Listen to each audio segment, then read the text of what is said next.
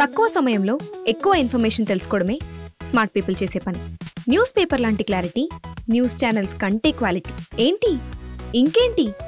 4 Sides TV app download.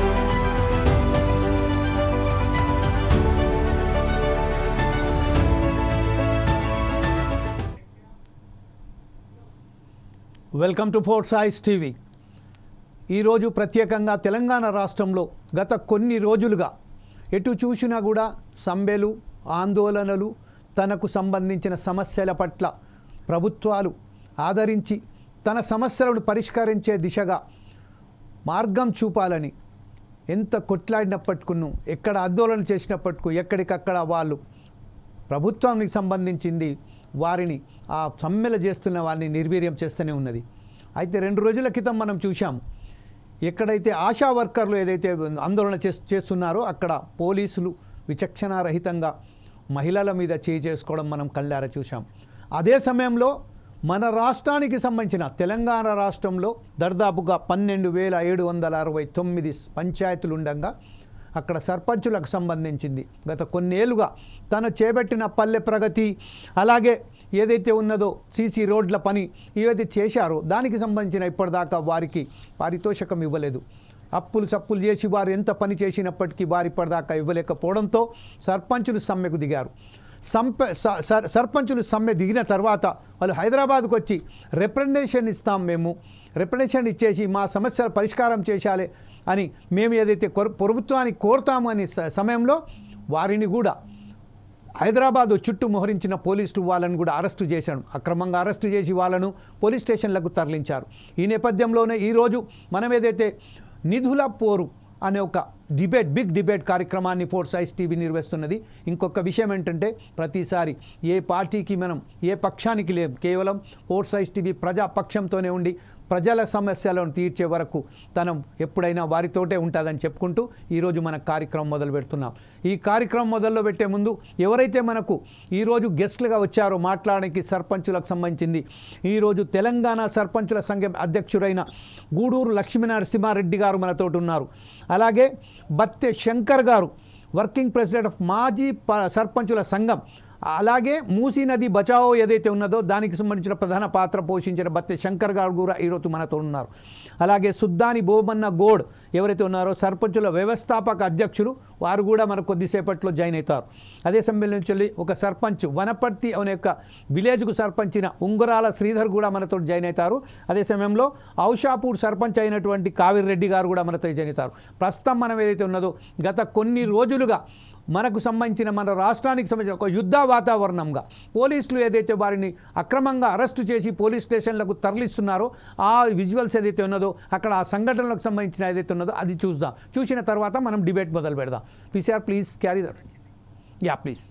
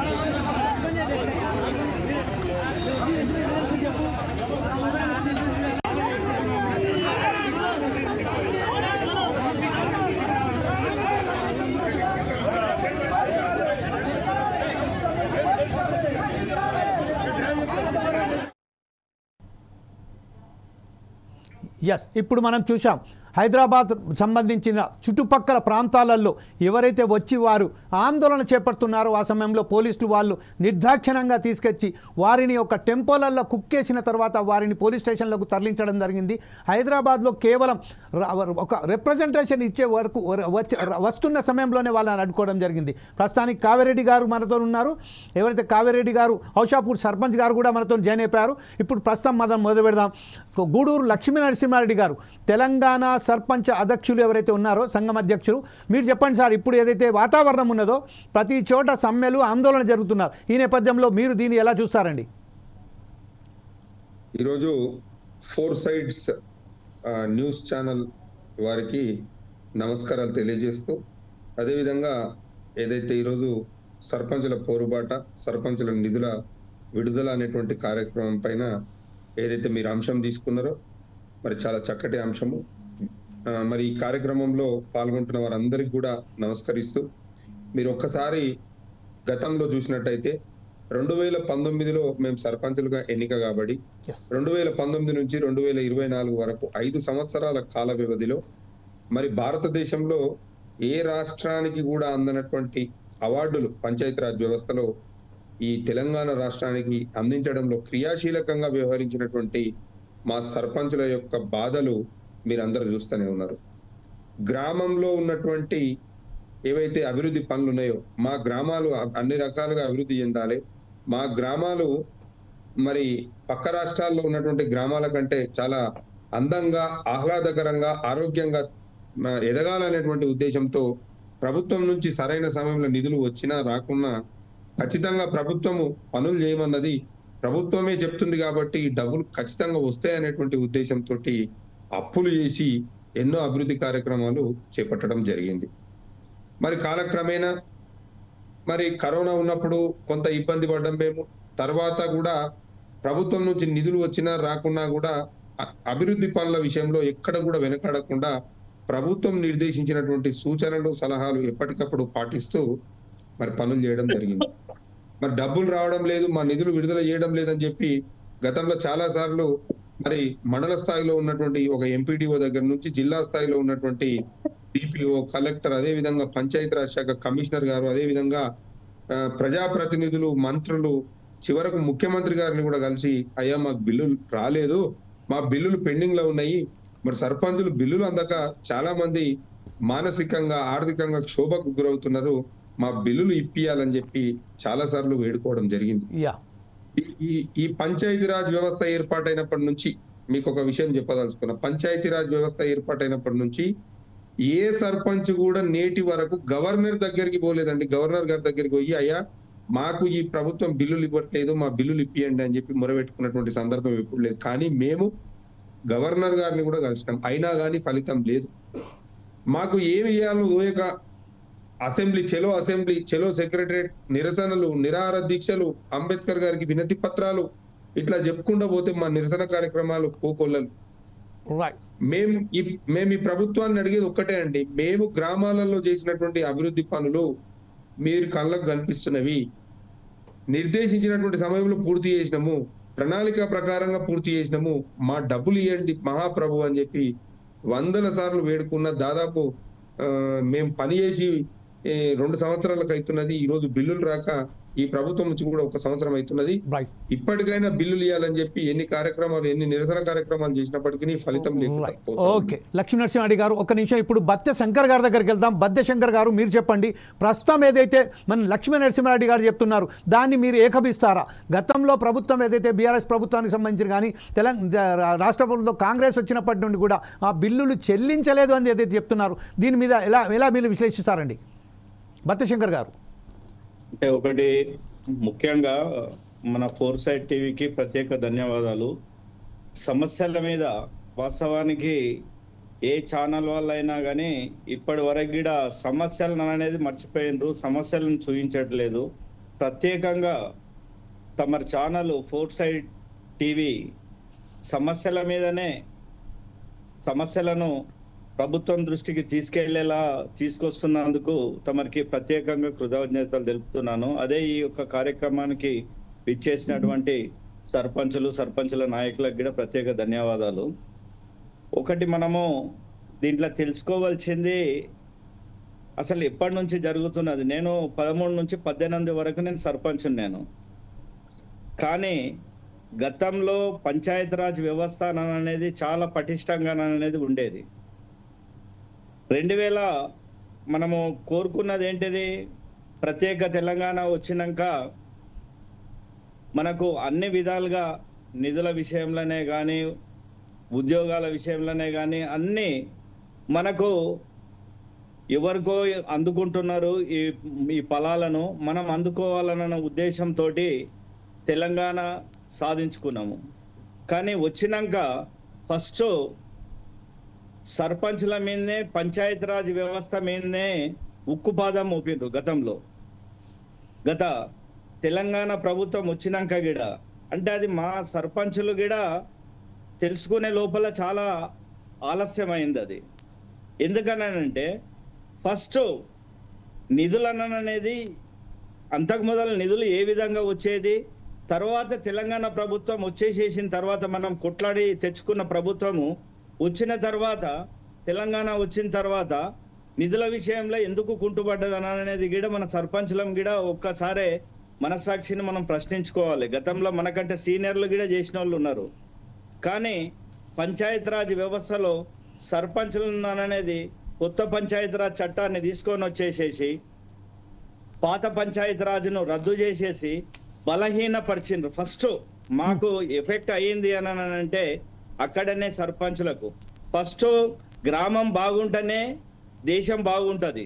వాస్తవానికి గాంధీజీ కలలుగన్న గ్రామ స్వరాజ్యం ఏదైతే ఉన్నదో తెలంగాణ తెచ్చుకున్న తర్వాత తుంగలోకి తొక్కిండ్రు ఈ రాజకీయ నాయకులే గాని ఈ పాలకులు. వాస్తవానికి చెప్పాలని అంటే దాన్ని ఎంతగానము మోటివేట్ అయ్యి సర్పంచులము మేము ఆ రోజులలో కూడా మేము 14, 15, 16, 17 తర్వాత 16, 17ల గిట్ల మేము కొట్లాడినా గానీ అసలు మా సమస్యలను పట్టించుకునే నాదులు లేడు. ఎక్కడ ఎఫెక్ట్ అయిందని అంటే పంచాయతీరాజ్ వ్యవస్థను భ్రష్టు పట్టించేసేసిండ్రు, తుంగలో దొక్కిండ్రు, కొత్త పంచాయతీరాజ్ చట్టాన్ని తీసుకొని వచ్చిండ్రు. మాకు అడిగే హక్కు అనేది అక్కడనే ఫస్ట్ మేము తొలగిపోయినాం. మేము రైట్ ఒక్క నిమిషం ఆడనే మాకు భూస్థాపితం చేసిండ్రు ప్రభుత్వాలు ఆ రోజు. ఒక 2 నిమిషాల పాటు మనం ఒకసారి కావేరి రెడ్డి గారితో మాట్లాడదాం. ఔషాపూర్ చెందిన సర్పంచ్ గారు కావేరి రెడ్డి గారు మాట్లాడుతున్నారు. స్వాగతం అండి కావేరి రెడ్డి గారు. కావేరి రెడ్డి గారు ఇప్పుడు చెప్పండి, మీరు ఇప్పుడు ప్రస్తుతం కూడా సర్పంచ్గా ఉన్నారు. అయితే గతంలో ఎన్నోసార్లు మనం చూసాం అప్పుల బాధ తట్టుకోలేక కొంతమంది సర్పంచులు ఆత్మహత్యలు కూడా చేసుకున్న మన ధోరణి చూసాం. ఇప్పుడు మన రాష్ట్రంలో తెలంగాణ రాష్ట్రంలో ప్రత్యేకంగా తెలంగాణ రాష్ట్రం ఏర్పడ్డ తర్వాత ఒక సస్యశ్యామలమైతున్న నేపథ్యంలోనే ఈరోజు సర్పంచ్ వ్యవస్థ అంత దీనంగా ఉన్నదంటే కొంతమంది అక్కడ ఆత్మహత్యలు, దీని మీద మీరు ఎట్లా చేస్తారండి? నమస్కారం అండి. ముందుగా 4 Sides టీవీ వారికి ధన్యవాదాలు. నిజంగా ఈరోజు సర్పంచ్లని మళ్ళీ కాల్ చేసి మీ సమస్యలు మీ బాధలు చెప్పుకోవడానికి మాకు ఒక అవకాశం ఇచ్చినందుకు ప్రత్యేక ధన్యవాదాలు తెలియజేస్తున్నాను.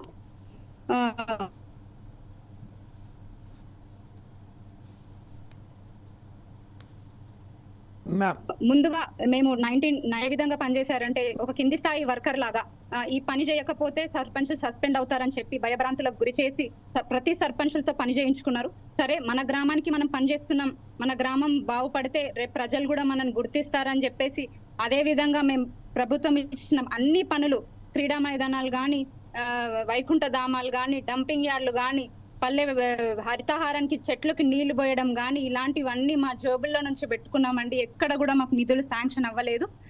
అలాగే సరే ఈ తర్వాత వస్తవి, ఈసారి వస్తవి అని చెప్పేసి ధైర్యంతో ముందుకెళ్ళాం. ప్రజల కోసం అన్ని పనులు చేశాం.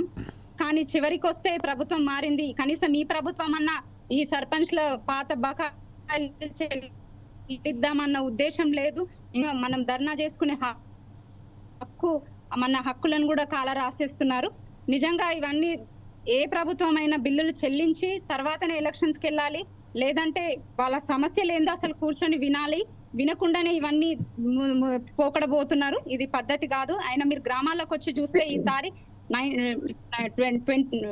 2019 to 2024 వరకు చేసిన సర్పంచ్ల ప్రతి పని మన గ్రామాలలో కనిపిస్తుంది. అటువంటి అభివృద్ధి ఎక్కడ కూడా అప్పుడు ఎవరు కూడా చేయలేదు. ఎంతో కష్టపడి ప్రతి ఉన్న సర్పంచ్ లేని సర్పంచ్ అందరూ వాళ్ళ చేతుల్లో నుంచి డబ్బులు పెట్టి చేసిరు.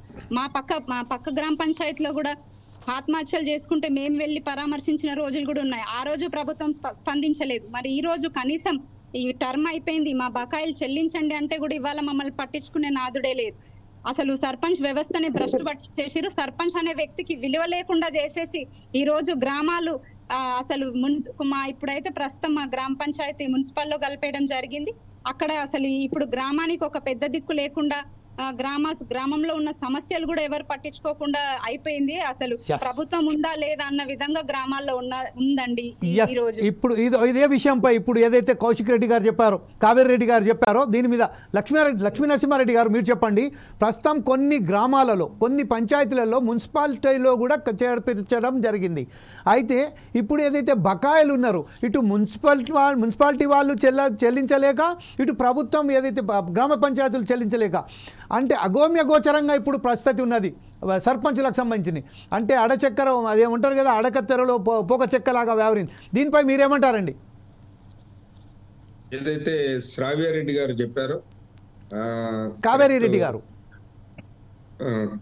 ఔషాపూర్ సర్పంచ్ గారు శ్రావ్యారెడ్డి గారు చెప్పారు, కరెక్ట్ చెప్పారండి. అదేవిధంగా శంకరన్న గారు కూడా చెప్పినటువంటి విషయాలు వాస్తవ సత్యం అవి. మేము ఏమంటున్నామంటే ఈరోజు మున్సిపాలిటీలను అంటే గ్రామ పంచాయతీలను మున్సిపాలిటీలుగా చేయడంలో కానీ ఇంకేదైనా డెవలప్మెంట్ యాక్టివిటీస్ ని మేము అడ్డుకునే వాళ్ళం కాదు. కానీ ఈరోజు గ్రామ పంచాయతీలలోనే పరిస్థితి ఇంత దారుణంగా ఉన్నది. మీరు దాన్ని మున్సిపాలిటీగా అప్గ్రేడ్ చేసి ఏం సాధిస్తారు? మున్సిపాలిటీ చేయాలంటే ఫస్ట్ దానికి కావాల్సినటువంటి అన్ని మౌలిక వసతులు ఏర్పాటు చేసి అన్ని మౌలిక వసతులను కల్పించి మీరు మున్సిపాలిటీలు చేస్తే బాగుంటది అనేది నెంబర్ 1 విషయం సార్.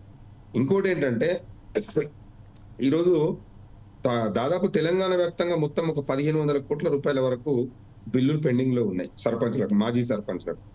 రేపు సర్పంచ్ వ్యవస్థలో ఇప్పుడు ఉన్న వాళ్ళు రావచ్చు లేదా కొత్త వాళ్ళు రావచ్చు. అక్కడ ఉన్నటువంటి స్థితిగతులను బట్టి సర్పంచ్లను ఎన్నుకుంటారు. అయితే ఈ సందర్భంలో నేనేమంటున్నా అంటే కొత్తగా వచ్చినటువంటి సర్పంచ్లు రేపు ఈ పాత బిల్లులు చెల్లించే విషయంలో చాలా ఇబ్బందులకు గురి చేస్తారు. సర్పంచ్లను కూడా చాలా ఇబ్బందులు పెట్టేటువంటి పరిస్థితి కూడా ఉంటది. మరి అదే విధంగా ఈ ప్రభుత్వాన్ని మేము చాలా సార్లు కోరినాము, అదే విధంగా డిమాండ్ చేసినాము. మళ్ళీ కూడా మీ ద్వారా కూడా ఈ ప్రభుత్వాన్ని నేను ఒకటే డిమాండ్ చేస్తా ఉన్నాను. ఏదైతే 2019, 2024 కాల వ్యవధిలో పనిచేసినటువంటి సర్పంచులు ఉన్నారో ఆ సర్పంచులకు రావాల్సినటువంటి బకాయిలు ఏవైతున్నాయో అవి పెద్ద డబ్బులు, అంటే చాలా ఒక రాష్ట్ర ప్రభుత్వానికి అంత పెద్ద మొత్తం కాదు, చాలా తక్కువ 1500 కోట్ల రూపాయలు. మీరు ఆ 1500 కోట్ల రూపాయలను చెల్లించి ఎన్నికలకు పోతే బాగుంటదని చెప్పి మీ ద్వారా నేను ప్రభుత్వాన్ని కూడా డిమాండ్ చేస్తూ ఉన్నాను. ఇంకొక విషయం కూడా ఏంటంటే మరి ఈ ప్రభుత్వము బిల్లుల చెల్లింపులో జాప్యం వహిస్తుందని చెప్పి మా సర్పంచుల సంఘం తరఫున మేము కోర్టుకు వెళ్తే కూడా మరి 3 నెలల కాల వ్యవధిలో ఖచ్చితంగా రూల్ పొజిషన్ ఫాలో అవుతూ వాళ్ళకు డబ్బులు చెల్లించాలని చెప్పి కూడా ప్రభుత్వానికి హైకోర్టు డైరెక్షన్ ఇచ్చింది. కోర్టు చెప్తే కూడా కోర్టు డైరెక్షన్ కూడా మీరు పక్కకు పెట్టి మీకు అంటే ఒక రాచరిక వ్యవస్థలాగా ఈ వ్యవస్థను నడిపిస్తే ఖచ్చితంగా ప్రజలు రాబోయే రోజులలో ఖచ్చితంగా ప్రభుత్వానికి బుద్ధి చెప్తారని చెప్పి కూడా మీ ద్వారా తెలియజేస్తారు. రైట్. ఇదే విషయంపై ఇప్పుడు మనకు సంబంధించిన సుద్దాని భూమన్న గౌడ్ గారు వచ్చారు. అంటే సర్పంచుల వ్యవస్థాపక అధ్యక్షులైనటువంటి భూమన్న గారు కూడా సుద్దాని భూమన్న గౌడ్ గారు, అది సౌదాని భూమన్న గారు అయ్యా, సౌదాని భూమన్న గారు అంతేనా? యాదవ్. అచ్చా, యాదవా? Sorry, okay sir, I'm very sorry. Yadav గారు, ఇప్పుడు మీరు చెప్పండి సార్. ఇప్పుడు ప్రస్తుతం ఏదైతే మనం అనుకుంటున్నామో, ఇప్పుడు మన లక్ష్మీ నరసింహారెడ్డి గారు ఏదైతే చెప్పారో దాన్ని ఖచ్చితంగా చెప్పారు. ఎంతోమంది ఆత్మహత్యలు చేసుకున్నారు. కోర్టులు కూడా ఆదేశాలు ఇచ్చినప్పటికీ ఇప్పటి వరకు సర్పంచ్లకు సంబంధించిన బకాయిలు రాలేదు అని చెప్తున్నారు. దీని మీద మీరు యాజ్ ఏ అధ్యక్షులుగా వ్యవస్థాపకులుగా మీరేమంటారండి? కొంచెం ఫోన్ యాదవ్ గారు, కొంచెం మీరు ఫోన్ కొంచెం వెనక్కి పెట్టండి మీరు. ఇంకా సరే, ఎస్ కమాన్ చెప్పండి సార్.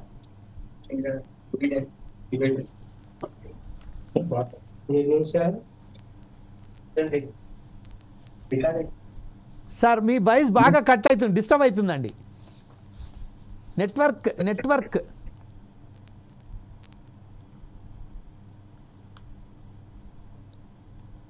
హలో సార్ చెప్పండి. ఫోర్ సైడ్స్ మీడియా వారికి నమస్కారం అండి. అయ్యా ప్లీజ్.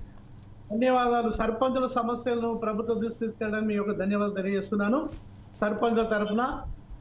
మరి లక్ష్మీ నరసింహారెడ్డి అధ్యక్షుల వారికి ధన్యవాదాలు. ఎందుకంటే సర్పంచ్ సమస్యలు మాట్లాడుతున్నారు, పర్వాలేదు. కానీ మేము గత ఉమ్మడి ఆంధ్రప్రదేశ్లో 21,900 గ్రామ సర్పంచులు ఉండి గత ప్రభుత్వాలలో నిధులు కానీ విధులు కానీ అధికారాలు కల్పించడం జరిగింది. పంచాయతీ వ్యవస్థను కేంద్రం నిధులు ఇస్తున్న గ్రామ పంచాయతీ నేరుగా నిధుల విడుదలను గత ప్రభుత్వాలు కూడా ఎప్పుడు ఆపలేదు. మరి మనం తెలంగాణ వచ్చిన తర్వాత తెలంగాణ తెచ్చుకున్నది నీళ్లు, నిధులు, నియామకాల గురించి. మరి తెలంగాణ ప్రభుత్వం వచ్చిన తర్వాత ఈ యొక్క కేంద్రం నుంచి వస్తున్న నిధులు 14th ఫైనాన్స్ కానీ 15th ఫైనాన్స్ నిధులు కానీ ఇతరతర నిధులను ఈ యొక్క టీఆర్ఎస్ గవర్నమెంట్ పథకాలను వాళ్ళు ఫ్రీజింగ్ పెట్టడం, వేరే పథకాలను మళ్లించడం జరిగింది. అదేవిధంగా పంచాయతీ వ్యవస్థను గాంధీజీ కలగన్న గ్రామ స్వరాజ్యం మరి పంచాయతీ వ్యవస్థలో ఏర్పడ్డ నుండి ఇప్పటి వరకు అయితే మరి గత ప్రభుత్వాలు కూడా వేరే గ్రామ పంచాయతీ విడుదల చేయడం జరిగింది. మరి పంచాయతీ వ్యవస్థను 2018లో పంచాయతీ కొత్త యాక్ట్ తీసుకొచ్చి కేసీఆర్ గారు ఏర్పాటు చేయడం వల్ల గత సర్పంచులు ఆ యొక్క జాయింట్ చెక్ పవర్ ఉప సర్పంచులు పెట్టడం. మరి గత ప్రభుత్వాలేమో ప్రభుత్వ అధికారితోని జాయింట్ ఉండే, ఎందుకంటే ప్రభుత్వ అధికారి ఆ రికార్డ్ చూడడం కానీ ఆడిట్ చేయించడం కానీ అది ఈ విధంగా అధికారులు చేయించేవారు. ఉప సర్పంచ్ జాయింట్ చెక్ వలన చాలా నానా ఇబ్బందులు పడ్డ సర్పంచులు, చాలా ఇబ్బంది జరిగింది. ఆ సమయంలో సర్పంచులు కూడా మరి గత ప్రభుత్వంలో కేసీఆర్ ప్రభుత్వంలో చాలా మంది సర్పంచులు అధికారులతో ఒత్తిడి తెప్పించి పనులు చేయించడం జరిగింది. కానీ 5 లక్షల నుంచి చిన్న సర్పంచులు బాకీలు తీసుకొచ్చి అక్కడ బంగారం కుదబెట్టి ఎన్నో నాణాలు తీసుకొచ్చి పనులు చేపట్టినప్పుడు కూడా మరి అప్పుడు గత ప్రభుత్వంలో కేసీఆర్ ప్రభుత్వం నిధులు ఇవ్వలేదు. నిధులు ఇవ్వకపోవడం వల్లనే ఆ రాష్ట్రంలో అప్పుడు 13 సర్పంచులు ఆత్మహత్య చేసుకోవడం జరిగింది. కేసీఆర్ నియోజకవర్గంలో కూడా ఒక సర్పంచ్ చనిపోయడం జరిగింది కేటీఆర్ కాన్ఫరెన్స్ లో. అప్పుడు కూడా మేము ఎన్నో సార్లు ప్రభుత్వానికి తీసుకువెళ్ళాం. ఆ సమయంలో సీఎం గారు కేసీఆర్ ఉన్నప్పుడు మాతో పాటు సమావేశం ఏర్పాటు చేసి తర్వాత డిస్ట్రిక్ట్ పంచాయతీ ఆఫీసర్ జిల్లా కలెక్టర్ సమావేశం ఏర్పాటు చేసి ఏదైతే ఫ్రీజింగ్ పెడుతున్నో ఫ్రీజింగ్ ఎత్తివేస్తానని, తర్వాత జాయింట్ చెక్ తీసేస్తానని తీసేయకపోవడం, దానివల్ల సర్పంచులు బలి కావడం జరిగింది.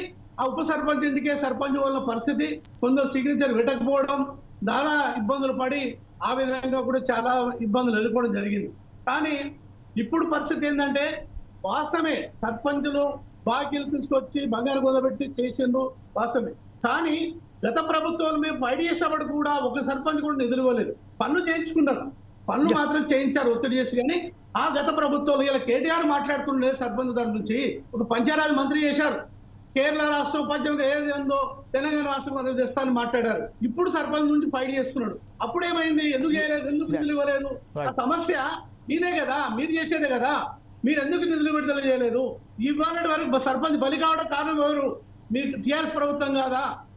ఇప్పుడు నిధులు ఇవ్వాలంటున్నాం కాదంటలేదు. కానీ పని ఇప్పటికీ కూడా సర్పంచ్ బాధలు ఉన్నారు. కానీ ప్రభుత్వం వచ్చి ఒక 1 year అయింది, సంవత్సరం కూడా కాలేదు, దాదాపు సంవత్సరం అయింది. కానీ మేము కూడా ఏమంటున్నాం అంటే సర్పంచ్లను ఈ ప్రభుత్వం కూడా మొన్ననే నరసింహారెడ్డి గారు ఉన్నారు, ప్రణీల్ చందర్ ఉన్నారు, శంకర్, చాలా మంది సర్పంచ్ వస్తే పంచాయతీరాజ్ మంత్రి సీతక్క తీసుకువెళ్ళడం జరిగింది. వారు కూడా త్వరలోనే నిధులు విడుదల చేస్తామని హామీ ఇవ్వడం కూడా జరిగింది. యాదవ్ గౌడ్ గారు కూడా రావడం జరిగింది. తర్వాత మొన్న రెవెన్యూ మినిస్టర్ పొంగుల శ్రీనివాసరెడ్డి గారు కూడా కలిసి సర్పంచ్ బాధలు ఉన్నారు, ఇబ్బందుల పాలవుతున్నారు, పేద సర్పంచులు అంతా వెనుకబడిన కులాలు చెందిన సర్పంచ్ చాలా మంది ఉన్నారని చెప్పినాం. ఇప్పటి కూడా నిధులు ఇవ్వాలని చెప్పి మేము ప్రభుత్వాన్ని తీసుకెళ్తాం. మేమంతా సర్పంచ్లను కలిసి మరి ఒకసారి సీఎం ఓకే. ఇప్పుడు బత్తె శంకర్ గారు మీరు చెప్పండి, ఇప్పుడు ఏదైతే భూమన్న యాదవ్ గారు ఏదైతే చెప్పారో దాన్ని మీరు ఏకమిస్తున్నారా? అంటే గత ప్రభుత్వం కూడా ఒక 10 సంవత్సరాల పాటు ఆయన పంచాయతీరాజ్ మినిస్టర్ ఉన్నా కూడా నిధులకు సంబంధించి ఎక్కడ కూడా ఆయన సరైన పద్ధతిలో వ్యవహరించలేదని, ఈరోజు ఇప్పుడు కేవలం 1 సంవత్సరం మాత్రమే అయింది, నిధులు మిత్రం చేస్తాము అయినప్పటికీ చెప్పుకుంటా మన యాదవ్ గారు చెప్తున్నారు. దీని మీద ఏకమిస్తున్నారండి?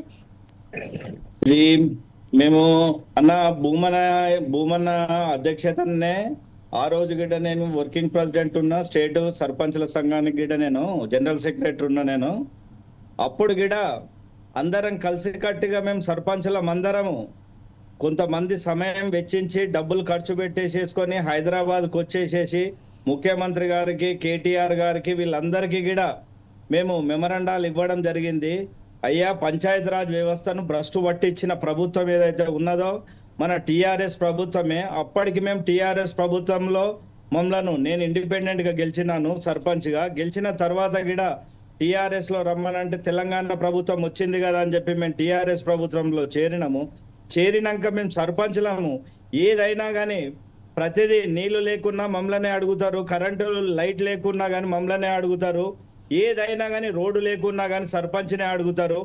ఏ దానికైనా కానీ ఫస్ట్ ఒక పనోళ్ళ లెక్క మేము గ్రామాన్ని కాపాడుకుంటూ కంటికి ఒత్తుల్లాగా మేము చూసుకొని గ్రామాన్ని అభివృద్ధి చేసుకుంటూ మేము వచ్చినప్పుడు మా విన్నపాలు గిడ మీరు ఎమ్మెల్యేలు కావాలన్నా, ముఖ్యమంత్రులు కావాలన్నా, ఏది కావాలన్నా కానీ సర్పంచ్ అనేవాడు గ్రామంలో సరి అయిన పద్ధతిగా పని చేసినప్పుడే ఈ ఎమ్మెల్యేలకు అనేది ఓటేస్తారు ప్రజలు. మేము ఇక్కడ తిరిగితే సర్పంచులు అక్కడ ఓటేస్తారు.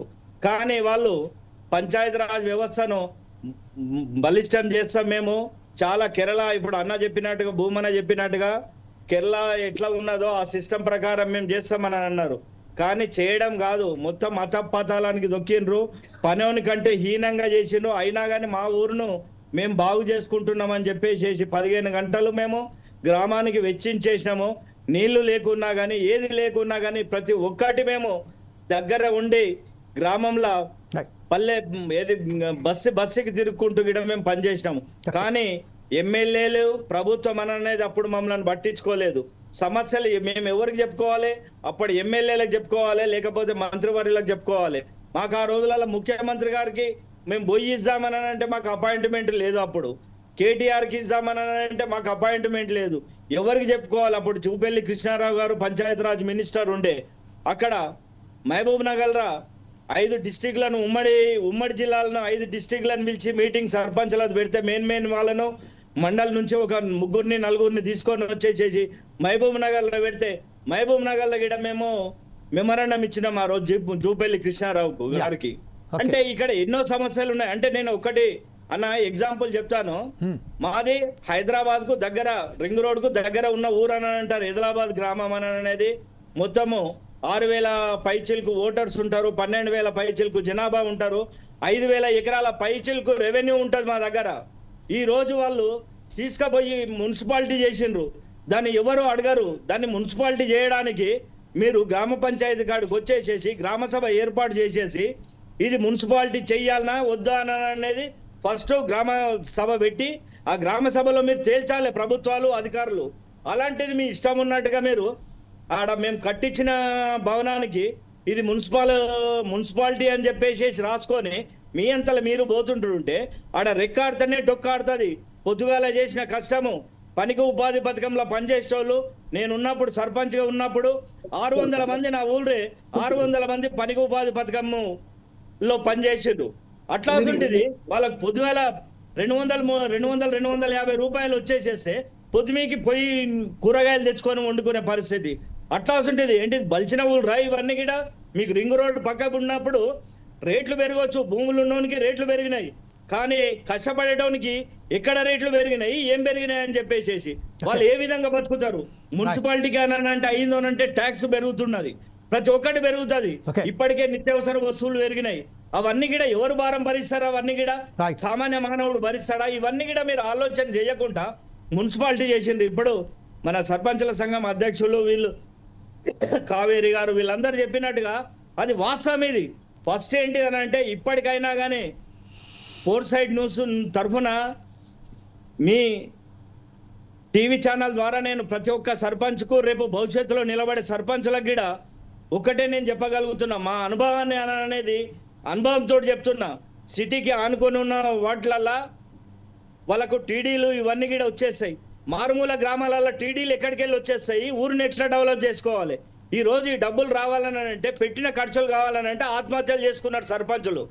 ఎందుకంటే మారుమూల గ్రామాలలో జనగామే కానీ పాలకుర్తే కానీ ఇవన్నీ ఈ గ్రామాలలో సిటీకి దగ్గరలో ఉన్నది కాబట్టి ఏదో టీడీలు వస్తున్నాయి. వాస్తవానికి చెప్పాలనంటే కేంద్ర ప్రభుత్వం నుంచి వచ్చిన నిధులతోటి మేము కాలర్ ఎగిరేసుకొని బతికినాం. మేము 13 నుంచి 18 వరకు కేంద్ర ప్రభుత్వం నిధులు, ఆ రోజు ఎన్డీఏ గవర్నమెంట్ నిధులు కనుక మాకు రాకపోతే బాత్రూములు కట్టించేసేసినాము, చెట్లు పెట్టించేసేసినాము. 600 మందిని నా ఊళ్ళో మేము కాపాడుకున్నాం పనికి ఉపాధి పథకం కింద. లేవరు పనులు లేవు, కరోనా.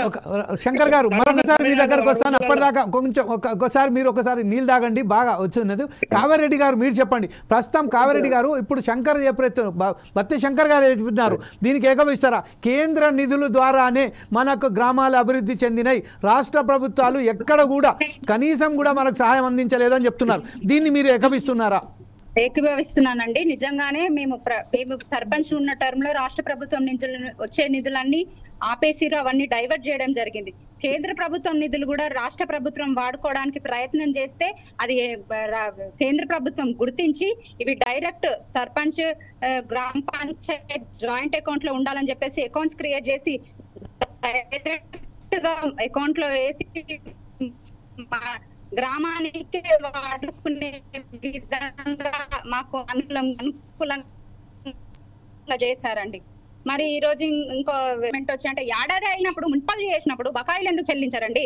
ఇప్పుడు మున్సిపల్ అయిపోయింది, పాత బకాయిల కోసం మేము ఎక్కడ తిరగాలి, ఎవరి దగ్గరికి వెళ్ళాలి? ఒక ఎంపీడీఓ బాధ్యత లేదు, డిపిఓ బాధ్యత లేదు.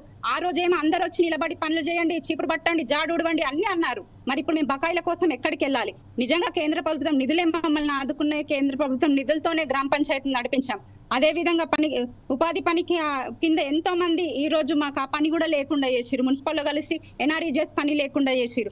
ఇట్లా ఏ ప్రభుత్వం వచ్చినా ప్రజల్ని ఇబ్బంది పెట్టుకుంటూనే పోయింది. టిఆర్ఎస్ ప్రభుత్వం ఎన్ని మిస్టేక్స్ చేసిందో కాంగ్రెస్ ప్రభుత్వం కూడా అదే మిస్టేక్స్ చేస్తుంది. ఫస్ట్ కూర్చోబెట్టి సర్పంచ్ల పాత బకాయిలు ఎన్నున్నాయో ఒకసారి వివరణ తెలుసుకొని ఆ తర్వాత ఫర్దర్ ప్రొసీజర్ ఏడాది అయ్యింది, ఒక్క రూపాయి కూడా నోచుకోలేదండి.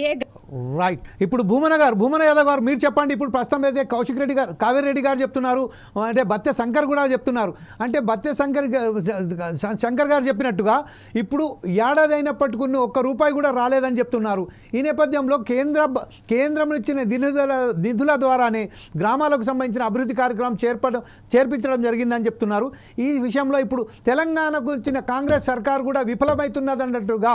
ఎందుకంటే ఇప్పుడు ప్రస్తుతం గ్రామాలను తీసుకొచ్చి మున్సిపాలిటీలకు కలపడం ద్వారా ఆ వచ్చే నిధులు కూడా ఇప్పుడు అయోమయ గోచారంగా ఉంది కదా, దానికి మీరేమంటారండి? నిధులు ఏ ప్రభుత్వానే కాను సార్, గతంలో ప్రభుత్వం ఇవ్వకున్నా ఈ ప్రభుత్వంలో ఎన్నికై దాదాపు సంవత్సరం అయినప్పటికీ కూడా మేము నిధులు ఇవ్వాలనేది సర్పంచ్ చాలా బాధలో ఉన్నారు. ప్రతి పని చేయడం జరిగింది. ఇవాళ ప్రజలు ఏ సమస్య అయినా, నీటి సమస్య కానీ, రోడ్డు కానీ, లైటింగ్ కానీ చాలా ఇబ్బందులు కూడా పనులు చేశారు. కానీ ఈ ప్రభుత్వ హాయంలో చాలా మటు గత ప్రభుత్వం దాదాపు 7 లక్షల కోట్ల భారం వేసిపోయి ప్రజల పైన భారం ఉన్నది ప్రజలకు తెలుసు, మా సర్పంచ్ మిత్రుల సోదరి వాళ్ళకు తెలుసు. కానీ మేము కూడా తప్పకుండా పేద సర్పంచులు ఉన్నారని చెప్పేసి మొన్ననే మంత్రి గారికి కూడా కలిసాం, సీతక్కను, పొంగులేటి శ్రీనివాసరెడ్డి గారు కలిసాం. ఆ రోజు లక్ష్మీనరసింహారెడ్డి అధ్యక్షులు ఉన్నారు, యాదయ్య గౌడ్ ఉన్నారు, ప్రణీత్ చందర్ అందరు ఉన్నారు, శంకరనారాయణ ఉన్నారు. ఇప్పుడు కూడా కొంత సమయం ఇవ్వాలని చెప్పి వారు మాట్లాడడం జరిగింది. త్వరలోనే ముఖ్యమంత్రి గారి వెళ్ళి సమయం తీసుకొని తప్పకుండా నిధులు విడుదల చేయాలా, ఎట్టి పరిస్థితులైనా విడుదల వయసుకైనా పర్లేదు, కానీ మా సర్పంచులు కాపాడి గత ప్రభుత్వంలో 13 సర్పంచులు చనిపోయినారు. మరి ఇప్పుడు సర్పంచులు చాలా మటుకు ఇబ్బందుల పాలవుతున్నారు బాగిలా చేసి. కాబట్టి మేము ప్రభుత్వాన్ని తప్పకుండా ఈ సమస్య, మా యొక్క సమస్యలను, మా నిధులు విడుదల చేయాలని ఏదో విధంగా సీఎం కోరడం జరుగుతుంది. ఆల్రెడీ మొన్న కూడా 2 days కింద సీత కలిసి వివరాన్ని చెప్పాను. దాదాపు మీరు విడుదల వయసుకైనా సర్పంచులను నిధులు విడుదల చేస్తే సర్పంచులు బాధలకి తప్పుకుంటగలుగుతారని చెప్పి వారు చెప్పడం జరిగింది. ఇప్పటికైనా తప్పకుండా మేము అందరూ కలిసి ఒకటి, దీన్ని రాజకీయం చేయొద్దు, మా యొక్క సర్పంచుల సమస్యలను, సర్పంచుల నిధులను మేము ఫైట్ చేసుకుంటున్నాం. టీఆర్ఎస్ కలర్ చూసి మా సర్పంచులను ముందుకు వచ్చేసి కావాలని కాదు కదా. ఆ రోజు మీరు ప్రభుత్వంలో 10 సంవత్సరాల కాలంలో చేయని పనులకు చేపించింది మీరే, నిధులు ఇవ్వకపోవడం మీరే. అధికారం పంచాయతీ యాక్ట్ తీసుకొచ్చి జైట్స్ చెక్ పవర్ పెట్టి నాన్న ఇబ్బందులు పాలన చేసింది మీరే, వ్యవస్థను బస్సు పట్టించారు. ఇప్పుడు మేము ఏమంటున్నాం అంటే తప్పకుండా సర్పంచులకు నిధులు ఒక్క నిమిషం మా భూమన్న గారు ముఖ్యమంత్రి గారిని కలుస్తాం, నిధులు విడుదల చేసే ప్రయత్నం తప్పకుండా చేస్తామని చెప్పేసి యాదవ్ గారు కొంచెం ఒకసారి మన లక్ష్మీనరసింహరెడ్డి గారు ఏదో చెప్పబోతున్నారు ఈ విషయంపై చాలా క్లియర్గా. ఆయన దగ్గర ఒక క్లారిటీగా ఉంది. ఎందుకంటే ఆయన చెప్పిన మాటకు మన దగ్గర ఉన్న సమాచారం ప్రకారం 4,000 కోట్ల రూపాయల అప్పు ఉన్నదని చెప్తున్నారు. కాకపోతే మన లక్ష్మీనరసింహరెడ్డి గారు చెప్పిన ప్రకారం 15,000 కోట్ల రూపాయలు ఉన్నారు. అది వాస్తవంగా ఏంది అసలు? 100 కోట్లు అన్నాను నేను. జాఫర్ గారు నేనేం చెప్తున్నానంటే ఇందాక మన భూమన్న గారు కానీ అదేవిధంగా శంకరన్న గారు కానివ్వండి, అదేవిధంగా శ్రావ్య గారు ఏదైతే చెప్పినారో మనం అందరం కూడా ఏకపక్షంగా మాట్లాడితే కరెక్ట్ కాదు. నేనేమంటున్నానంటే గతంలో జరిగినటువంటి ఏదైతే పంచాయతీరాజ్ వ్యవస్థ ఉన్నదో అప్పుడు జరిగినటువంటి అభివృద్ధికి ధీటుగా 2019-24 కాల వ్యవధిలో ఉన్నటువంటి సర్పంచులు కూడా అభివృద్ధి కార్యక్రమాలు అనేక కార్యక్రమాలు చేయడం జరిగింది. రాష్ట్ర ప్రభుత్వం నుంచి అదేవిధంగా కేంద్ర ప్రభుత్వం నుంచి గతంలో ఉన్నటువంటి పరిస్థితి ఒకలాగా ఉండే 2018 పంచాయతీరాజ్ చట్టం వచ్చిన తర్వాత ఒకలాగా మారింది. ఏదైతే కేంద్ర ప్రభుత్వం 14th ఫైనాన్స్ 15th ఫైనాన్స్ ప్రకారంగా ఒక మనిషికి 816 రూపాయలు సంవత్సరానికి గాను 2011 జనాభా లెక్కల ప్రకారంగా 816 రూపాయలు ఇస్తున్న సందర్భంలో మరి బీఆర్ఎస్ ప్రభుత్వం కూడా ఏదైతే పంచాయతీరాజ్ చట్టం పొందుపరిచిన తర్వాత రాష్ట్ర ప్రభుత్వం కూడా సేమ్ కేంద్ర ప్రభుత్వం ఇస్తున్నటువంటి మ్యాచింగ్ గ్రాంట్ కు సమానంగా 816 రూపాయలు ఇవ్వడం జరిగింది. అటు కేంద్ర ప్రభుత్వము ఇటు రాష్ట్ర ప్రభుత్వము ఇద్దరు కలిసి 832 రూపాయలు ఒక మనిషికి చొప్పున ఇవ్వడం జరిగింది. మేము సర్పంచులు అయిన తర్వాత 2020 సంవత్సరంలో కరోనా వచ్చి ఆర్థిక వ్యవస్థతో పాటుగా వ్యవస్థ మొత్తము అతలాకుతలమైనటువంటి సందర్భం మనందరం చూసినాము. 2020 నుంచి 2021 దాకా ఆర్థిక వ్యవస్థ దెబ్బతిన్నది. అదే విధంగా కంప్లీట్ గా ఈ వ్యవస్థనే దెబ్బతిన్నది మొత్తం. అంటే అప్పుడున్నటువంటి పరిస్థితులలో మనం మనిషిగా బతికితే చాలు, ఇవన్నీ తర్వాత ఏ రకంగానన్నా వస్తాయి అనే పరిస్థితి ఉండే. తర్వాత 2023 వరకు కూడా బాగానే నడిచింది. డబ్బులు రాష్ట్ర ప్రభుత్వం నుంచి వచ్చినాయి, కేంద్ర ప్రభుత్వం నుంచి వచ్చినాయి. ఈ మా కాల వ్యవధి ఎప్పుడైతే దగ్గర పడుకుంటూ వస్తున్నదో దాదాపు ఒక 6 నెలలు ముందు తర్వాత ఇప్పుడు ఒక సంవత్సరం నరదానికి పైభాగాన మాకు ఈ డబ్బులు అనేది రావడం లేదు. గతంలో ఉన్నటువంటి ప్రభుత్వము ఏదైతే అభివృద్ధి కార్యక్రమాలు చేసిరో ఇలా మీరు ఒక్కసారి ఆలోచన చేయండి. ఇలా గ్రామానికి ఎంటర్ అవుతుంటే మేము నాటినటువంటి మొక్కలు తెలంగాణ కరితారం కింద నాటినటువంటి మొక్కలు స్వాగతం పలుకుతా ఉన్నాయండి. అదే గ్రామంలో లోపలికి పోయి చూడండి, మేము వేసినటువంటి రోడ్లు కానీ అంతర్గత మురుగు కాలువలు కానివ్వండి, అదే విధంగా వీధి దీపాల వెలుగులు కానివ్వండి, అవన్నీ ఊరికి ఎంత అందాన్ని తీసుకొచ్చినాయి ఒక్కసారి మీరు అందరు చూడాలి. ఇంకా జర ఊరవతలకు పోతే ఇవాళ ప్రతి గ్రామంలో ఒక శ్మశాన వాటిక వైకుంఠ ధామం కూడా నిర్మాణం చేసినటువంటి కాల వ్యవధి. నరసింహారెడ్డి గారు, ఇప్పుడు మన భూమన్న యాదవ్ గారు చెప్పినట్టుగా సీతక్క కానివ్వండి లేక పొంగులేటి శ్రీనివాసరెడ్డి కానీ చాలా ఖచ్చితంగా చెప్పారు అని చెప్తున్నారు. వాళ్ళు కలిసిన నేపథ్యంలో వాళ్ళు కలిసి ఒక హామీ కూడా ఇచ్చారన్నారు. కాకపోతే దీన్ని బీఆర్ఎస్ ప్రభుత్వం గత 10 సంవత్సరాలలో ఎక్కడ కూడా సర్పంచుల సంబంధించి నేను ఒక్క విషయం మీరు ఇక్కడ ఒకటి మీరు అబ్జర్వ్ చేయాలి. గత ప్రభుత్వం పనిచేసిన కాల వ్యవధిలోనే బిల్లులు అయినవి అని అంటే ఇప్పుడు గత ప్రభుత్వంలో పనులు చేసి ఇప్పుడు ప్రారంభోత్సవాలు చేస్తున్నారు కదా కొన్ని కార్యక్రమాలను, మరి అవి కూడా ఇప్పుడు చేయొద్దు కదా. ఇప్పుడు వీళ్ళు ప్రారంభించి ఆ కార్యక్రమాలను ప్రారంభించాలి కదా. అభివృద్ధి కార్యక్రమాలు వీళ్ళు ఇప్పుడు శంకుస్థాపన చేసి ఇప్పుడు వీళ్ళు నిర్మాణం చేసి ఇప్పుడు ప్రారంభించాలి. కానీ మరి గత ప్రభుత్వంలో నిర్మాణాలు అయ్యి ఇప్పుడు శంకుస్థాపన అవుతున్నాయి, ఇప్పుడు ప్రారంభోత్సవాలు అవుతున్నాయి, మరి చూడాలి కదా. సార్ భూమన గారు ఏమంటారండి ఇప్పుడు మన నరసింహారెడ్డి గారు చెప్పిన విషయంపై? నిధులు తప్పకుండా విడుదల చేస్తామని హామీ ఇచ్చారండి. ఇప్పటికి కూడా మన సర్పంచ్ సంఘం అందరం కలిసి మంత్రి గారు టైం ఇస్తామన్నారు. ఆ యొక్క సర్పంచ్ నిధులను విడుదల చేయాలని చెప్పి మనం ఈ మధ్యలో పోగలుగుతాం. వారి అపార్ట్మెంట్ సీఎం అసెంబ్లీ తర్వాత సీఎం గారు అపార్ట్మెంట్ ఇప్పిస్తా అన్నారు. తప్పకుండా ఆ సర్పంచ్ అందరి నిధులు విడుదల త్వరలో చేస్తామని జరుగుతుంది అనేది అందరూ ఆశ వ్యక్తం చేస్తున్నాం. మేము కూడా సర్పంచ్ సంఘం తరఫున అందరం కలిసి ఈ మధ్యలో కలిసి నిధులు విడుదల చేయాలని చెప్పి కూడా మేము అడగడం జరుగుతుంది. సరే యాదవ్ గారు, సరే కరెక్టే మీరు చెప్తున్నారు. పొంగులేటి శ్రీనివాసరెడ్డి గారిని కలిశారని చెప్తున్నారు, సీతక్కన గారు కూడా కలిశారని చెప్తున్నారు. కాకపోతే ఎవరైతే సర్పంచులు హైదరాబాద్కు వచ్చి ఒక రిప్రజెంటేషన్ ఇద్దామనే ఒక ప్రయత్నంలో వారిని అడ్డుకోవడం, వారిని హైదరాబాద్ రాకుండా చుట్టుపక్కల ప్రాంతాలలో అడ్డుకొని వాళ్ళను మొత్తం ఒక వ్యాన్లలో తోసి తీసుకుపోయి పోలీస్ స్టేషన్లలో పెట్టడం, వాళ్ళు హరాస్ చేయడం అనేది జరిగింది కదా. మరి దీని మీద ఎట్లా ఉంటారు? అంటే దీన్ని రాజకీయం చేయొద్దని మీరే చెప్తున్నారు, కాకపోతే ఇప్పుడు రాజకీయంగా వాళ్ళే తీసుకుపోయి పోలీసులతో ఇది చేస్తున్నారు కదా. దీని మీద మీరేమంటారండి? దీన్ని నిజం ముందు కలిసామండి, మంత్రి గారిని కలిసాము, మా శ్రీనివాసరెడ్డి మంత్రి గారిని కలిసాము. వారు హామీ ఇవ్వడం జరిగింది, తప్పకుండా నిధులు విడుదల చేస్తామని చెప్పారు. మొన్న అసెంబ్లీ స్టార్ట్ అయ్యేటప్పుడు వీళ్ళంతా టిఆర్ఎస్ పార్టీ వాళ్ళంతా మా సర్పంచులను వీళ్ళు ఏమంటే బలైపోతున్నారు మా వాళ్ళు సర్పంచులంతా. ఎందుకంటే మంత్రి గారు హామీ ఇచ్చారు, పంచాయతీ సీతక్క గారు హామీ ఇచ్చారు, త్వరలో నిధులు విడుదల చేస్తామని చెప్పడం కూడా జరిగింది. ఇప్పుడు కూడా మేము టిఆర్ఎస్ గవర్నమెంట్ లో నిధులు అడిగితే నన్ను ఒక 21 రోజు జైల్లో పెట్టారండి. హుజూర్ నగర్ ఉప ఎన్నిక అప్పుడు నామినేషన్ చేస్తే 50 మంది సర్పంచులు నిధులు విడుదల చేస్తలేరు, అధికారాలు కల్పించట్లేదు, మాకు ఆ యొక్క సమస్య పరిష్కారం చేయాలని చెప్పి మేము 50 మంది సర్పంచ్ నామినేషన్ వేస్తే నన్ను తీసుకుపోయి జైల్లో పెట్టాడు కేసీఆర్ గారు. నిధుల కొరకు నిధులు ఫైట్ చేస్తే 21 రోజు జైలు పెట్టారండి.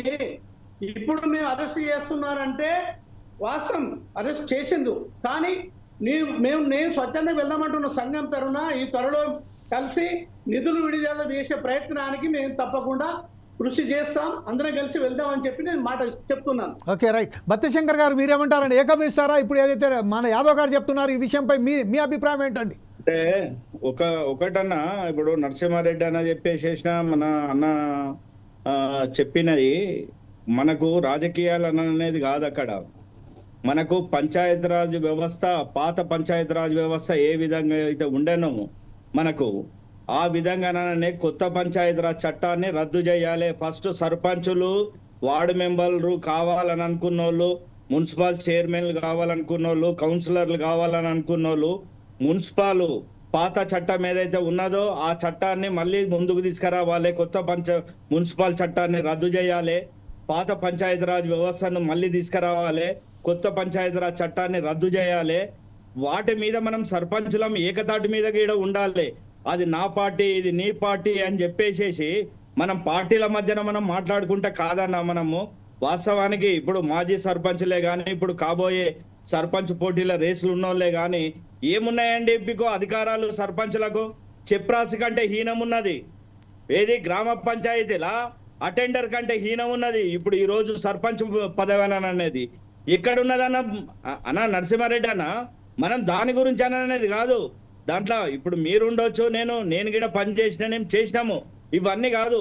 ఫస్ట్ మనము అడిగే హక్కు, ప్రశ్నించే హక్కు అనేది మనకు ఉన్నప్పుడు మన పంచాయతీరాజ్ వ్యవస్థను గ్రామీణ ప్రాంతాలలో గతంలో ఏ విధంగా ఉంటే అది కాపాడుకుంటేనే భవిష్యత్ తరాలకు మనము మళ్ళీ పాత పంచాయతీరాజ్ చట్టాన్ని ఇస్తే సర్పంచ్ కాలర్ ఎగిరేసుకొని తిరిగి సేవ చేసేటట్టుగా అనేది ఉంటది. లేదు అని అంటే మాత్రము కొత్త పంచాయతీరాజ్ చట్టంలో ఉంటే మాత్రము వీళ్ళు ఖర్చు పెట్టుకున్న డబ్బులే అనేది కాకుండా ప్రతి దానికి కూడా అసలు వీళ్ళకు సర్పంచ్ అనేది దేనికి పనికిరాంది. అందరూ నేను సర్పంచ్ అవుతాను. ఫస్ట్ కొత్త పంచాయతీరాజ్ చట్టాన్ని ఫస్ట్ చదవండి. దాంట్లో మనకి ఏమన్నా సర్పంచ్లకు ఉన్నదా, ఉప సర్పంచ్కు ఉన్నదా, లేకపోతే వార్డు మెంబర్లకు ఏమన్నా ఉన్నదా? దాంట్లో మనకి ఏమి లేదు. ఉత్తడుల్లా ప్రభుత్వాలు చేసిన ఘనకార్యాలు ఇవన్నీ కూడా ఆ ప్రభుత్వాల దాని గురించి మనం ఫైట్ చేద్దాం. మనము అన్ని విధాలుగా ఎవరండి ఎమ్మెల్యేలు కావాలన్నా, ముఖ్యమంత్రులు కావాలన్నా కానీ సర్పంచ్ ఎక్కడున్నాడు, ఎంపీటీసీ ఎక్కడున్నాడు, వార్డు మెంబర్లు ఎవరున్నారు అని చెప్పేసి మన దగ్గరకు వచ్చేసేసి మీరు ఓట్లు వేయమని చెప్పేసి మనల్ని ముందు పెట్టేసేసి వాళ్ళు గెలిచిన తర్వాత మంత్రులు అవుతారు, ముఖ్యమంత్రులు అయిపోతారు. అప్పుడు అరెస్టులు చేస్తుంటుంటారు. అంటే ఏ గవర్నమెంట్ వచ్చినా కానీ అరెస్టులే చేస్తుంటారా? అప్పుడు పాత ఇప్పుడు వాస్తవానికి చెప్పాలని అంటే 10 సంవత్సరాలు టిఆర్ఎస్ ప్రభుత్వం మేలింది. ఎందుకు ఓడిపోయిందో తెలుసా? అసలు ఎవరు గ్రహించుకుంటలేరు. ఎమ్మెల్యేలే గాని, కేటీఆర్ఏ గాని, ముఖ్యమంత్రి గాని సర్పంచ్ల వల్లనే ఓడిపోయినరు. అది గుర్తుంచుకోవాలి. ఇప్పుడు ప్రస్తుత ప్రభుత్వం కూడా సర్పంచ్లను ఇట్లనే అరెస్టులు చేసేసి వాళ్ళను బలహీనంగా ఉంచినట్టుగా అయితే మీరు వాళ్ళకు చట్టాలను వేరే రకంగా తీసుకొచ్చి ప్రభుత్వానికి అనుకూలంగా చట్టాలు మార్చుకొని పంచాయతీరాజ్ వ్యవస్థను ఇక్కడ వీళ్ళ ఎమ్మెల్యేలకు మార్చుకున్నట్టుగా అయితే రేపు భవిష్యత్ తరాల గిడ వీళ్ళకు గుణపాఠం తప్పదు, పాతోళ్లకు తప్పలేదు, ఇప్పుడు గిడ తప్పదు అని అనేది నేను చెప్తున్నా. Okay right.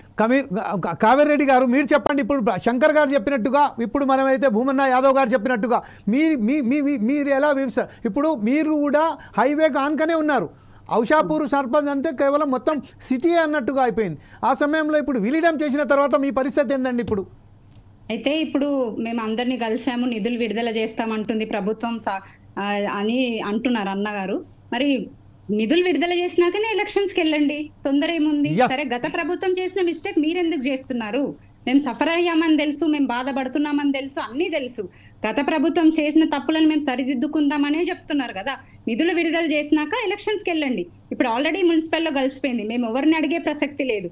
అందుకనే కూర్చొని ప్రతి గ్రామానికి ఎవరికి ఏ గ్రామ పంచాయతీలో ఎంత తప్పు ఏముందో అదంతా చెల్లించినాక ఎలక్షన్స్కి వెళ్ళండి. ఇదే సమయంలో ఇంకోటి శంకర్ గారు చెప్పినట్టుగా అక్కడ ఎవరితోని కూడా సంప్రదించకుండానే దాన్ని విలీనం చేసిన తర్వాత బోర్డులు పెట్టేశారు, మున్సిపాలిటీలో కల్పించారని చెప్పారు. ఇలా మీ దగ్గర కూడా ఇలానే జరిగిందా అండి?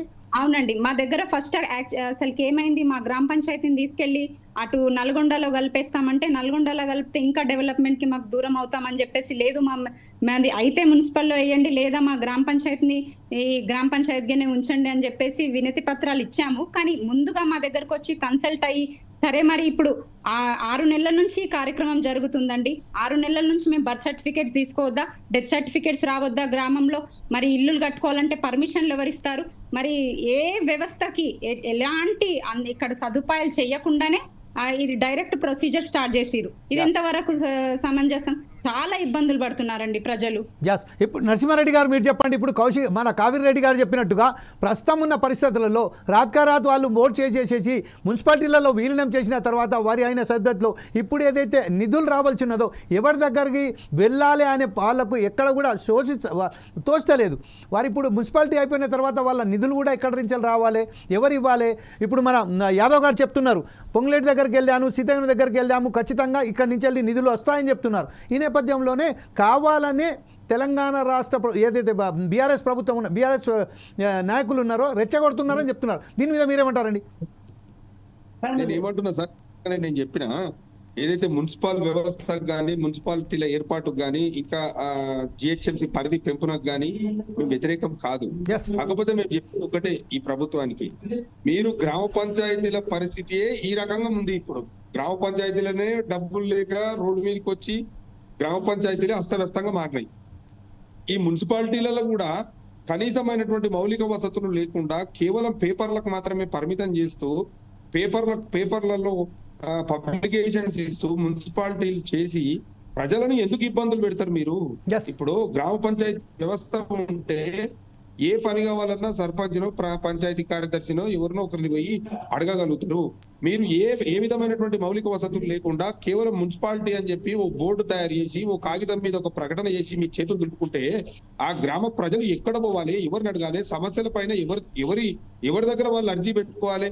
ఇవాళ సీతక్క దగ్గర పోయినా, పొంగిలేటి గారి దగ్గర పోయినా, ఇంకొకరి దగ్గర పోయినా కానీ మనకు ఏ విధమైనటువంటి ప్రయోజనం ఉంటది? నేను ఒకసారి ఈ రోజు నేను మీడియా ద్వారా అడుగుతా ఉన్నాను. ఎందుకంటే ఏదైనా ప్రకటన చేసేటప్పుడు ఖచ్చితంగా వాళ్ళు పూర్తి స్థాయిలో విశ్లేషణ చేసి పూర్తి స్థాయిలో అక్కడ ఉన్నటువంటి ఆ ప్రాంతంలో ఉన్నటువంటి ప్రజల యొక్క ఆలోచన మేరకు ఇందాక మన శంకరన్న చెప్పినట్టు ఒక గ్రామ సభ ఏర్పాటు చేసి ప్రజాభిప్రాయ సేకరణ చేసి దానిపైన ఒక ఖచ్చితమైనటువంటి నిర్ణయం తీసుకోవాలి. కానీ మీ అంతలో ఇప్పుడు పెన్ను మీ చేతిలోనే ఉంది, పుస్తకం మీ చేతిలోనే ఉంది అని చెప్పి మీ ఇష్టం వచ్చిన టైంలో మీ ఇష్టం వచ్చిన రీతిలో రాసుకుంటే ఇది ప్రజాస్వామ్యానికి 100% ప్రజాస్వామ్య వ్యవస్థలో చాలా విరుద్ధమైనటువంటి పద్ధతి అని చెప్పి మీ ద్వారా నేను తెలియజేస్తా ఉన్నాను సార్.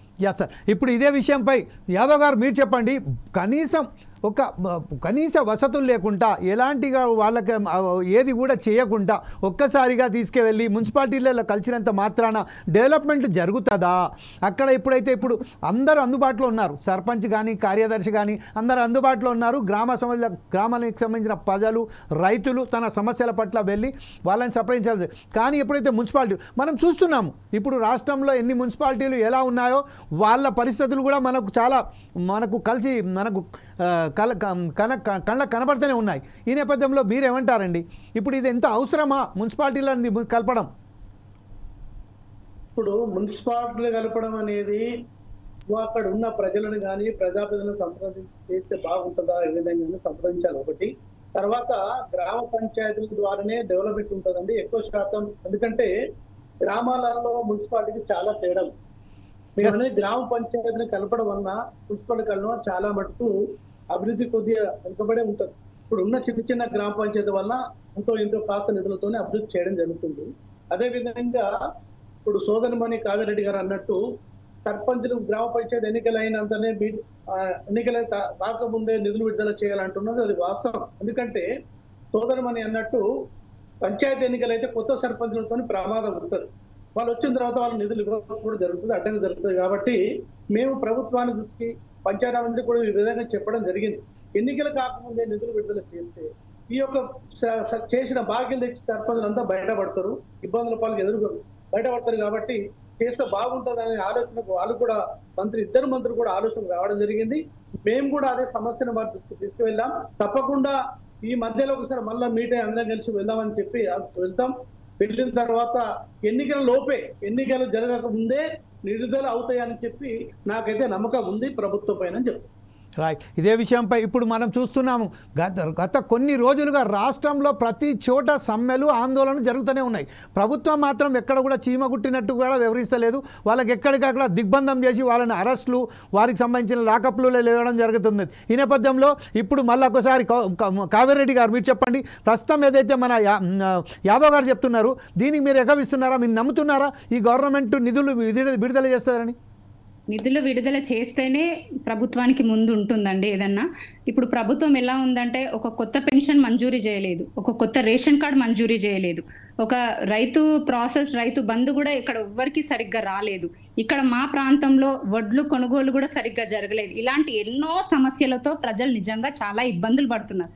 పెన్షన్ అనేది భర్త చనిపోతే ఆ విడో ఎంత ఎదురు చూస్తుంది ఆ పెన్షన్ కోసం, చాలా మ్యాండేటరీ అది. అలాంటి వాటిపైన అసలు ప్రభుత్వం కన్ను కూడా పెట్టలేదు.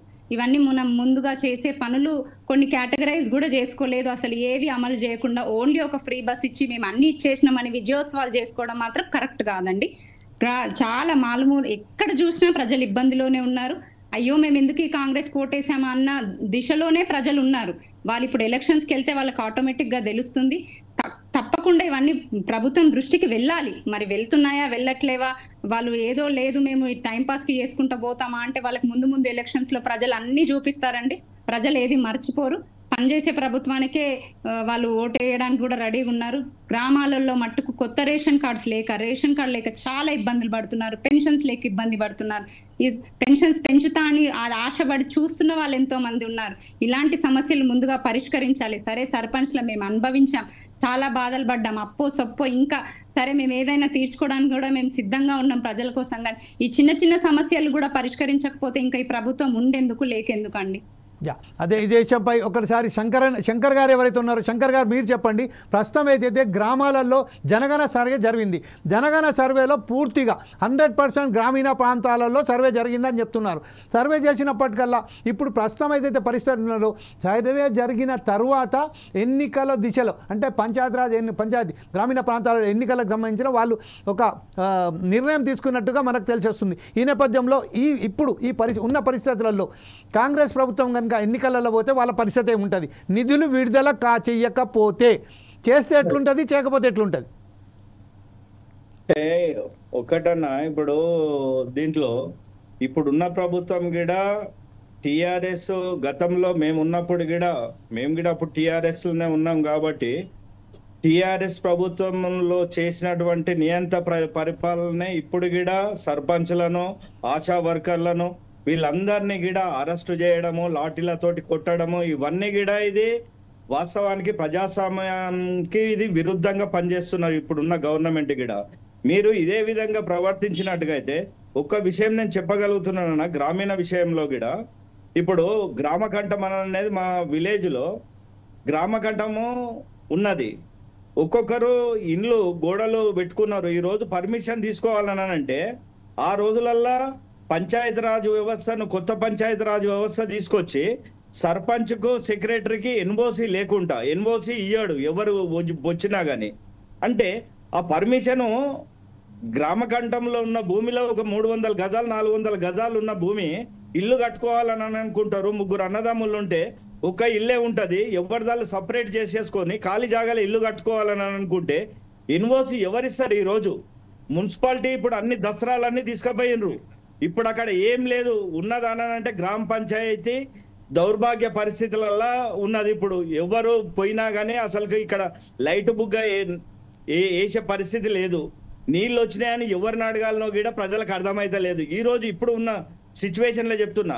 ఇంకా మీరు దీన్ని తీసుకపోయి మున్సిపాలిటీలో కలిపి రేపు గ్రేటర్లో కలుపుతారంట. ఇది ఇప్పుడు మున్సిపాలిటీ బోర్డు పెట్టిండ్రన్న, ఇప్పుడు మున్సిపాలిటీ గ్రామ పంచాయతీ తీసి మున్సిపాలిటీ బోర్డు పెట్టిండ్రు. ఈ మున్సిపాలిటీ బోర్డు తీసేసి రేపు దీన్ని గ్రేటర్లో కలుపుతారంట.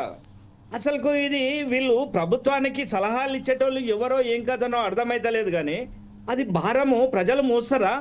రెక్కాడుతూనే డొక్కాడుతుంది వాళ్ళకు. ప్రజలు ఎక్కడ మోస్తారు ఏం కదా? ఇవన్నీ కూడా ఇప్పుడు కావేరి అన్నట్టుగా డబ్బులు ఇచ్చేసేసినాకనే ఎలక్షన్లకన్నా అనేది పేపర్లలో మేము చూస్తున్నాం. ఎలక్షన్లు పెడతాం, ఎలక్షన్ పాత బకాయిలనే చెల్లించండి. దానివల్ల ఆత్మహత్యలు చేసుకున్నారు. సర్పంచ్గా అయినప్పుడు కుదబెట్టి బంగారం కుదబెట్టేసేసి పెండ్లాన్ మొగలు పంచాది పెట్టుకొని నిద్రలేని రాత్రులు గడిపోయినరు. లాస్ట్కి వస్తే భర్త చనిపోయిండు, లేదనంటే భార్య చనిపోయినరు సర్పంచుల గిడ. మరి అలాంటి సిచ్యువేషన్ మీరు పేపర్లలో చూస్తున్నారు, టీవీలలో చూస్తున్నారు. ఇవన్నీ చూస్తుండగా గిడ మళ్ళా మీరు గత ప్రభుత్వం చేసినట్టుగానే మీరు చేస్తే మాత్రము సర్పంచులందరూ గిడ నేను మీ ద్వారానా ఫోర్ సైడ్ ఛానల్ ద్వారా నేను సర్పంచులకు అందరికి గిడ ఇప్పుడు మేము నిలబడతామని అనుకున్న వాళ్ళు గిడ ఏకతాటి మీదకి రండ్రి. ఏకతాటి మీదకి వచ్చి సర్పంచులందరూ ఒక్కతాటి మీదకి వచ్చేసేసి మన సమస్యలు ఏమున్నాయి, గత ప్రభుత్వం ఏదైతే ఉన్నదో కొత్త పంచాయతీరాజ్ చట్టాన్ని తీసుకొని వచ్చి పాత పంచాయతీరాజ్ చట్టాన్ని రద్దు చేసిందో దాన్ని ఇంప్లిమెంటేషన్ ఫస్ట్ చేపిద్దాం. మనము గాంధీజీ కలలు కన్న గ్రామ స్వరాజ్యాన్ని మళ్ళీ మనం తీసుకురావాలనంటే కొత్త పంచాయతీరాజ్ చట్టాన్ని, కొత్త మున్సిపల్ చట్టాన్ని రద్దు చేయవలసిన అవసరం ఉన్నది. వాస్తవానికి ఇప్పుడు వచ్చిన ప్రభుత్వం గిడ తీయండి. మీరు గత ప్రభుత్వంలో ఎందుకు కొత్త పంచాయతీరాజ్ చట్టాన్ని తీసుకొని వచ్చిండ్రు? ఈ రోజు అన్న మీరు తమరు అంటున్నారు, జనగణన అంటున్నారు. ఇంతకు మొదలు గిడ టిఆర్ఎస్ ప్రభుత్వం వచ్చేసేసినప్పుడు గిడ అప్పుడు గిడ సర్వే చేసిండ్రు. సర్వే చేసేసినప్పుడు గిడ ఒక వ్యక్తి రైట్ టు ఇన్ఫర్మేషన్ యాక్ట్ కింద నాకు అవన్నీ సంబంధించిన అన్ని గిడ ఇంతకు మొదలు జనగణన చేసిన ఏవైతే ఉన్నాయో అవన్నీ నాకు కావాలి అని చెప్పేసేసి వాళ్ళు పెట్టుకుంటే మా దగ్గర రికార్డు లేదని చెప్పిండ్రు. రేపు మీ ప్రభుత్వం వచ్చేసేసినాక కూడా రికార్డు లేదని రేపు ఎవరు అడగాలి? రేపు ఇంతమంది ఆఫీసర్లు సమయాన్ని కేటాయిస్తున్నారు, అనవసరంగా వృధా ఖర్చు పెట్టిచ్చేస్తున్నారు, ఆశా వర్కర్లకు పని చెప్తున్నారు, ప్రతి ఒక్కరికి పని చేస్తున్నది ఇప్పటి ప్రభుత్వము. రేపు గత ప్రభుత్వము సేమ్ సర్వే చేసేసినట్టుగా మీరు చేసేసుకొని దాన్ని చెత్తబుట్టలో పడేసేస్తే మీరు సిస్టంలో అప్లోడ్ చేయకుండా ప్రజలకు ముందు పెట్టాలి కదా. మీరు ఏది తీసుకొచ్చినా కానీ మేము స్వాగతిస్తున్నాం దీన్ని. జనగణన అనేది బీసీది మీరు తేల్చాలనుకోని ప్రభుత్వం కూడా నిర్ణయంతో ఉన్నది కాబట్టి అవన్నిటికీ మేము స్వాగతిస్తున్నామని చెప్తున్నాము.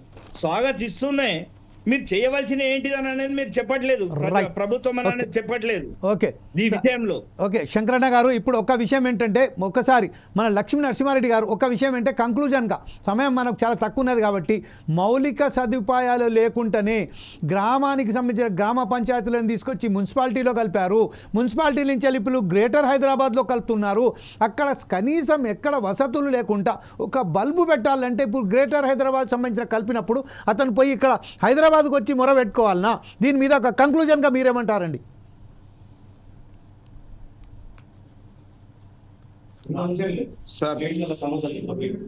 హలో నరసింహారెడ్డి గారు చెప్పండి. సార్ వినిపిస్తుందండి? ఎస్ వినపడుతుంది, చెప్పండి సార్. ఈరోజు నేను ఏం చెప్తున్నానంటే ఇందాక శంకరన్న గారు చెప్పినట్టు ఇక్కడ పాల్గొన్న వాళ్ళందరూ చెప్పినట్టు వాస్తవికమైనటువంటి పరిస్థితి తోటి ముందుకు పోతే బాగుంటది సార్. ఎందుకంటే ఎవరో చేసిర్రు, ఏదో జరిగిపోయింది, అదే పద్ధతిలో పోవాలి, అదే ప్రకారంగా ఇప్పుడు నడవాలి అని అంటే రోజు రోజుకి వ్యవస్థ మారుతా ఉన్నది. ప్రజలు ప్రతి ఒక్కటి గమనిస్తా ఉన్నారు. ప్రజలు ఏం కావాలనుకుంటున్నారో వారికి ఏదైతే అవసరం ఉన్నదో ఆ సదుపాయాలు కల్పించడంలో ఈ ప్రభుత్వం ముందుండాలి. అంతేగాని ఏదో ఇప్పుడు మా హయాంలో మేము ఒకటి చేసినాము, శాశ్వతమైనటువంటి ప్రణాళికగా గుర్తుంచుకుంటారనేటువంటి భ్రమలో మీరు ముందరికి పోతే మాత్రం ఖచ్చితంగా మీరు దోవుకున్నటువంటి గుంతల మీరే పడతారని చెప్పి ఈ సందర్భంగా ఈ మీడియా ద్వారా ప్రభుత్వానికి నేను తెలియజేస్తా ఉన్నాను సార్. ఎందుకంటే ఈ రోజు సార్ చివరగా నేను మీ ఈ 4 సైడ్స్ టీవీ ద్వారా నేను ఒకటే చెప్తా ఉన్నాను. ఈరోజు అధికారంలో ఉన్నటువంటి ప్రజాప్రతినిధులు ఎవరైతే ఉన్నారో, ప్రతిపక్షంలో ఉన్నటువంటి ప్రజాప్రతినిధులు ఎవరైతే ఉన్నారో, అదే విధంగా ప్రభుత్వ ఉద్యోగులు ఎవరైతే ఉన్నారో, అంటే గ్రామీణ స్థాయి నుంచి అటు సచివాలయం వరకు ఎవరైతే ఉన్నత స్థానంలో ఉన్నటువంటి అధికారులు ఎవరైతే ఉన్నారో వారి సొంత గ్రామాలలో కూడా పనిచేసింది మేమే సార్. ఈ సర్పంచులే పనిచేసారు 2020-2024 కాల వ్యవధిలో. మీరు ప్రారంభం చేసేటువంటి ఏ అభివృద్ధి కార్యక్రమం అయినా మీరు చూసే ముందు, ప్రారంభించే ముందు ఒక్కసారి మీరు అక్కడ ఉన్నటువంటి అధికారులను అడిగి ఆ ప్రారంభానికి సంబంధించినటువంటి వేదిక యొక్క డబ్బులు చెల్లించిరా, డబ్బులు చెల్లిస్తేనే మేము ప్రారంభిస్తాము, లేకుంటే ప్రారంభించమని చెప్పి మీరు ముందుకు పోండి. సమయం చాలా తక్కువ ఉన్నది కాబట్టి ఒక్కసారి భూమన్న యాదవ్ గారు మీరు చెప్పండి, ఇప్పుడు ఏదైతే మీరు ఏకభవిస్తున్నారా లేదా ఈ విషయాలపై, గ్రామీణకు సంబంధించిన పంచాయతీల్లోనే తీసుకొచ్చి మున్సిపాలిటీలో కలపడం, మున్సిపాలిటీ నుంచి వెళ్ళి గ్రేటర్ హైదరాబాద్లో కలపడం ద్వారా ఎలాంటి మనకు ఇబ్బందులకు గురవుతారో దాని మీద సూటిగా ఒక ప్రశ్నకు జవాబు చెప్పండి సార్, కంక్లూడ్ చేయండి. ఈ ప్రభుత్వంలో అంటున్నాను, గత ప్రభుత్వం చేసిన అంటున్నాం మీరు కలిపినాయి. ఇప్పుడు ప్రస్తుతం ఏదైతే అంటే గత ప్రభుత్వమే కానీ ఈ ప్రభుత్వం కానీ అంటే దీనికి అతీతంగా పనిచేశారు సర్పంచులు అనేది, ఏ పార్టీకి వాళ్ళు అది చేయలేదు. కాకపోతే ఇప్పుడు గత ప్రభుత్వమే కానివ్వండి, ఈ ప్రభుత్వమే కానివ్వండి, మున్సిపాలిటీలను కలపడం జరిగింది కదా, మళ్ళీ గ్రేటర్లో కూడా కలుపుతున్నారు కదా ఈ విషయంపై. అవును, కలిపారు అభివృద్ధి. ఇప్పుడు ఒకటి సార్, ఎండ కలిపిన ప్రభుత్వం ఆలోచన గ్రామీణ ప్రాంతంలో నివసిస్తున్నారు, మున్సిపల్ కలిపిన ప్రజలను అభివృద్ధి కొరకే కదా, ఏం చేసినా అభివృద్ధి చేయాలని భావించి చేస్తుంది ప్రభుత్వం. దాంట్లో తప్పేమున్నదని, కాకపోతే ఒకటి ఏంటంటే ప్రజల అభిప్రాయం మేరకు చేయాలని మేము అంటున్నాం. ఆడ ఉన్న లోకల్లో ప్రజాప్రతినిధులు కానీ ప్రజల అభిప్రాయం తెలుసుకొని చేస్తే అది బాగుంటుందని ఒక ఆలోచన అంతే. ఓకే సార్, అయితే ఈ విషయంపై చాలా క్లుప్తంగా చాలా చెప్పినందుకు మీరు అందరికీ, యాదవ్ గారికి, అలాగే శంకర్ గారికి, అలాగే లక్ష్మీనరసింహారెడ్డి గారికి, ప్రత్యేకంగా మాకు కేటాయించిన కావేరి రెడ్డి గారికి ధన్యవాదాలు తెలుపుతున్నాము. రేపు ఈ సమస్యల పట్ల, ఏదైతే సర్పంచుల సమస్యల పట్ల ఏదైతే నిధులు ఏదైతే ఉన్నదో దాన్ని ఎక్కడ కూడా ఆపకుండా ప్రభుత్వం ఖచ్చితంగా దీని మీద చొరవ తీసుకొని ఆ నిధులను మాత్రం కేటాయించేసి ఆ వాళ్ళను కాపాడుకోవాలని భావిస్తూ 4 సైడ్స్ టీవీ మరొకసారి మీ విషయాన్ని తీసుకొస్తామని మనం అందరికీ తెలియజేస్తూ సెలవు తీసుకుంటున్నాము. రేపు మరొక కార్యక్రమం కలుద్దాం. Stay tune to 4 sides TV.